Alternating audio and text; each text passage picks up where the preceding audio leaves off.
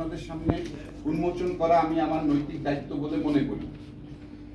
আপনারা সবাই জানেন আমাদের প্রতিদ্বন্দ্বী প্যানেলের সভাপতি পদপ্রার্থী জনাব আশরাফ উদ্দিন আহমেদ উজ্জ্বল এবং ওনার সহযোগীরা বিভিন্ন সামাজিক মাধ্যমে এবং মুখে দাবি করছেন যে তারা কোনো মামলা মোকদ্দমা বা আইনি জটিলতা তৈরি করেননি, কিন্তু মুখে তারা যতই মিথ্যাচার করুক না কেন সত্য কখনো ধামাচাপা দেওয়া যায় না, দলিল কখনো মিথ্যে কথা বলে না। আইনি নোটিশের সত্যতা আজ আমি অত্যন্ত সুনির্দিষ্ট প্রমাণ সহ আপনাদের সামনে হাজির হয়েছি। আমার হাতে এই মুহূর্তে যে আইনি নোটিশটি রয়েছে তা স্পষ্ট প্রমাণ করে যে জনাব আশরাফ উদ্দিন আহমেদ উজ্জ্বল সাহেব নিজেই এফবিসিসিআই ট্রাইব্যুনালে একটি মামলা দায়ের করেছেন। কপি সংযুক্ত, এখানে কপি আছে, দেওয়া আছে, আমাদের সার্চ করা হবে, কপি স্টার্ট করা হবে। এফবিসিসিআই আরবিট্রেশন ট্রাইব্যুনালের নোটিশে এখানে স্পষ্ট অক্ষরে মামলার নম্বর উল্লেখ রয়েছে, এফবিসিসিআই আরবিট্রেশন ট্রাইব্যুনাল 2026/36।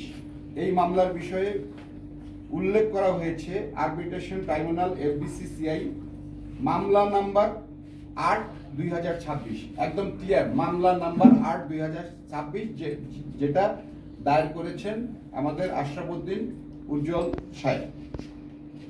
এই মামলার বিষয়ে উল্লেখ করা হয়েছে যেখানে বিবাদী এবং আসামি করা হয়েছে আমাকে, অর্থাৎ খুরশিদ আলম খসরু এবং শামসুল আলমকে। গত 15/7/2026 তারিখে এই নোটিশটি ইস্যু করা হয়। তাহলে আমার প্রশ্ন, যারা প্রকাশ্য দিবালোকে আমাদের বিরুদ্ধে ট্রাইব্যুনাল মামলা ঢুকে দিয়ে আবার সামাজিক মাধ্যমে বুক ফুলিয়ে বলছেন তারা কোনো মামলা করেননি, তাদের এই দ্বিচারিতার মানে কি? তারা কি সাধারণ ভোটারদের এতই বোকা ভাবেন?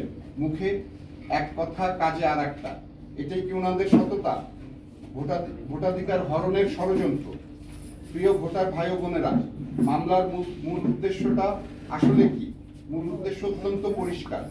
উজ্জ্বল সাহেব এবং লিপু সাহেব সহ ওনাদের সহযোগীরা ভালো করেই জানেন যে সাধারণ ভোটারদের ভালোবাসা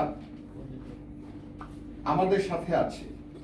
তারা যদি ভোটের মাঠে সরাসরি লড়াই করেন তবে ভোটারদের রায় ওনাদের পরাজয় নিশ্চিত। আর এই পরাজয়ের ভয়ে উনি ভীত হয়ে ওনারা আজ বিনা ভোটে নির্বাচিত হওয়ার এক নীল নকশা তৈরি করেছেন।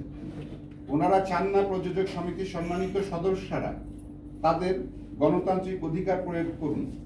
ওনারা আপনাদের পবিত্র ভোটাধিকার কেড়ে নিয়ে পর্দার আড়াল থেকে বিনা ভোটে ক্ষমতার চেয়ারে বসতে চান।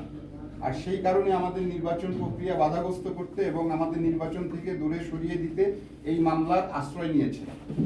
সম্মানিত ভোটার ও সাংবাদিক ভাইদের প্রতি আহ্বান, আমি আমার সমিতির প্রতিটি সচেতন ভোটারের কাছে বিনীত অনুরোধ জানাবো, আপনারা এই মিথ্যাচার এবং ষড়যন্ত্রের বিরুদ্ধে রুখে দাঁড়ান।